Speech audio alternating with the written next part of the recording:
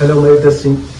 അമ്മേ ശരണം ദേവി ശരണം. കാട്ടാക്കട ഗൗരിക്കുന്ന് ക്ഷേത്രത്തോടനുബന്ധിച്ച് ഇവിടെ നടക്കുന്ന ഗാനമേള ഉടനെ ആരംഭിക്കുന്നതാണ്.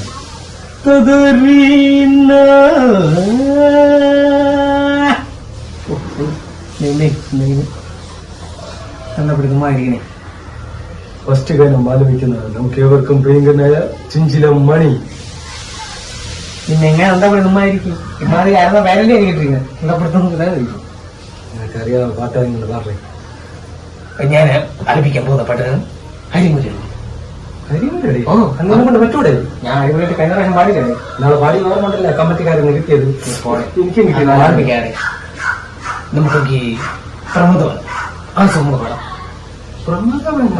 അടിപൊളി പാട്ടാണ്. അപ്പൊ ഇന്ന് കമ്മറ്റിക്കാരെന്ന് തല്ലുറപ്പ്. നീ നമുക്കൊരു കാര്യം ചെയ്യാം, മണിച്ചേട്ടന്റെ പാടുന്നു. മണിയേട്ടന്റെ പാട്ട് അതിനാണ് മണിച്ചേട്ടന്റെ പാടം പിടിക്കാം. പിടിക്കാൻ ഇതെന്തോന്നേ ക്രിക്കറ്റ് കളി ബോൾ അടിച്ചിടുമ്പോൾ ക്യാച്ച് പിടിക്കാന്ന് പറയുമ്പോൾ നിനക്ക് അറിയാവുന്ന പാട്ട് പാടുകയായി. അറിയാവുന്ന പാട്ടാന്ന് പറയുമ്പം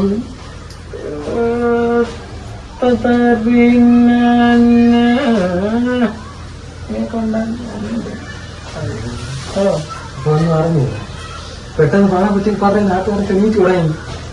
ഇപ്പൊ നമുക്ക് പാടല്ല, വളം വയ്ക്കാതെ നമുക്ക് പാടാം. അതെ കിട്ടും. ഇത് കഴിഞ്ഞിട്ട് പോകുമ്പോ വീട്ടിൽ കഴിക്കാൻ വല്ലാതെ കഴിച്ചിട്ടുണ്ടാ? അത് പോണ എനിക്ക് വാങ്ങിക്കാതെ അവിടെ കഴിക്കാം. വാങ്ങിക്കാണ്ട വരില്ല. കാരണം അങ്ങനെ നോക്ക് നാട്ടുകാരിൽ എണീറ്റ് തുടങ്ങി. കണ്ട മുട്ടയാണ് ഇരിക്കണത്. ഇന്ന് ഓംപ്ലേറ്റിന്നാണ് എഴുതിയെന്ന് തോന്നുന്നു. ഇതിന് ഞാൻ മ്യൂസിക്കുന്നത് മണിക്കേട്ടന്റെ പാട്ടെന്ന് പാടാം. പാടാ മണിയേട്ടന്റെ പാട്ട്. ചലക്കുടി ചന്തയ്ക്ക് പോകുമ്പോൾ ചന്ദന ചോപ്പുള്ള മീകാരി പെണ്ണിനെ കണ്ടേ ഞാൻ. ചെമ്പല്ലി കരിമീൻ ചെമീനേ പെണ്ണിന്റെ കൊട്ടല് നെയ്യുള്ള പിടയ്ക്കണ മീനാണേ. മീനും കൊണ്ടഞ്ചാറുവട്ടം അങ്ങോട്ടും ഇങ്ങോട്ടും ഓടി ഞാൻ.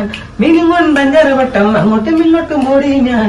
നേരം പോയി മീനും ചീഞ്ഞ് അന്നത്തെ കച്ചവടം വെള്ളത്തിലായി. നേരം പോയി മീനും ചീഞ്ഞ് അന്നത്തെ കച്ചവടം വെള്ളത്തിലായി. ചലക്കുടി ചന്തയ്ക്ക് പോകുമ്പോ